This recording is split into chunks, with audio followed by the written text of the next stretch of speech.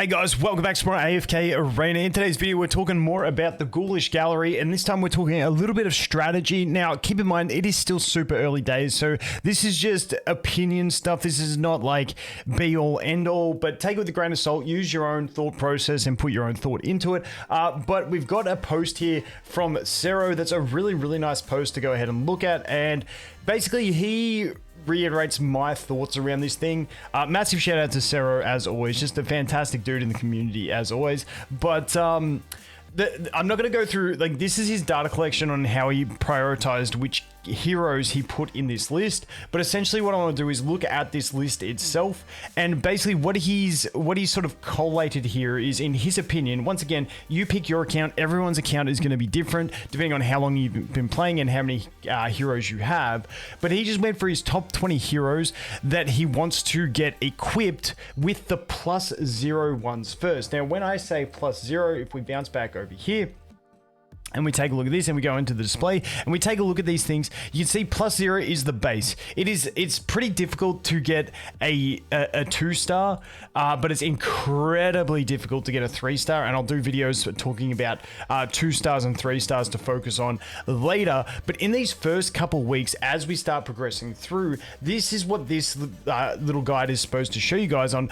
maybe some suggestions on what you might want to farm for your initial runs. Now with these initial runs, the other thing that I am doing, and I said this in my previous video, is that I am just running with 3 blues. So what I'm trying to do in these first 2 weeks is just basically fill out my roster of having, you know, the main heroes that I want, just having level 1 versions of these. Some characters may feel still be better with artifacts and stuff like that. That's perfectly fine, but I'm just trying to fill out my roster, do my runs to fill out the achievements to get more rewards so that I can summon more of these, and then eventually I go into some very high level legendary / epic runs where I use a bunch of my good totems to try and get those god tier pieces. But in the first couple of weeks, I want to build out my roster of totems before I do that, and so I'm just doing 3 blue runs. If you've got a bunch of some purples and you want to experiment, go nuts. It's completely up to you. Like I said, there is no cut and dry best answer for this yet because we're still figuring it out. But for these early days, I just like doing the 3 blues. And then this sheet gives you an idea of some of the characters you might want to equip them to and what you might want to equip onto them. And keep in mind, this will change, and it will change through tiers. For instance, if we bounce over and we take a look at, where's one? So if we look at the Judgment Armor, which is everything over here. So let's go ahead and bounce back over here. Actually, a good example is one that I like. So we'll look to a different one here just so I can show you guys, is that, you know, we're kind of mixed between the 2 warrior ones, between the Shadow Dancer and the Templar cover. Now this one at level 0, which is just like 1 star, you know, it makes the enemy join a little bit later. It's nothing too crazy. However, when we look at the skill up for this one, the first time the holder receives fatal damage, they are immune to the damage and revert to their position and status from 5 seconds ago. Then if you get this to 3-star, it's going to choose the most optimal HP and energy levels from the last 5 seconds. So if in the last 5 seconds they've used an ult and then they would have died, they're going to go back to their highest HP for that last 5-second period and back to full energy, and then they'll do another ult. So there are these recommendations over here that we have with Cero's sheet. These are based on +0 collections, meaning they've only got the base skill unlocked, and because that's what we're looking to do in this first couple of weeks, is just go ahead and farm some, do our runs so we can get achievements, get more totems and stuff like that. These will probably change as we go further, and these initial ones that you're picking up for the first 2 weeks, if you are just doing blue totem runs like I am myself, you will most likely end up replacing these, and these are just like your base ones that you're using to get started while you try and collect more totems from the Mystic Cage. So once again, let's take a look at this list so you guys can get a feel for some of the ideas. Once again, you guys can use your own initiative on your own characters as well. It's just nice. I know some people love to have a little cheat sheet to look through, you know, based on what they're trying to achieve, and that's pretty much a good look at what we've got going in this one. You can see that the things like Ulna and Jerome here, when we talk about the warriors, where they're not really damage-based warriors, they're more supportive-based warriors. So by them having the temporal cover at +0, it means they're going to delay the enemy's entry into battle, which is more supportive in nature. Whereas all the damage-dealing warriors are going to want their Shadow Dancer because it adds more damage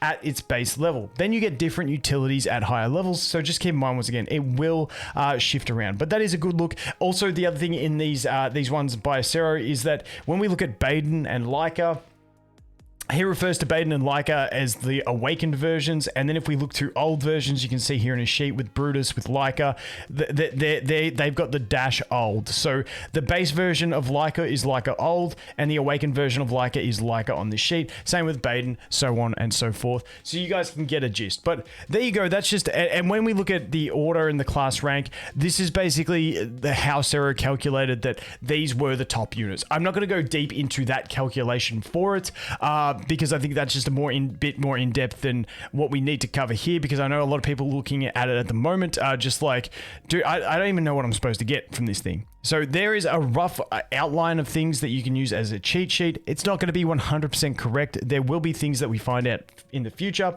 but I just know people do like I love seeing stuff like this. It's like, okay, you know, someone who's got no idea, they just want to jump in, slap some stuff on, and then figure it out as they go. This is a good one. And like I said, just going with that basic strategy of only using the blue totems early on is going to be a pretty safe way to build out your roster, and away you go before you go ahead and get it. So once again, me personally, I've just been doing the blue runs. I did do a couple experiments with like some legendary and epics, which I probably shouldn't have now, but you know, there's certain combos that you will want to end up using. When we look at combos, for instance, using the Miracle Worker mixed with the level up, which is the Farewell Gift, because this one gives you the access to the level 3. This one gives you a guaranteed level 2, and then you've just got to RNG yourself into the extra level, and that's how you get like the level 3 one. So those are the type of combos that I'm sort of saving for on my account to try and get those godly pieces. Now I will come back with a future video going through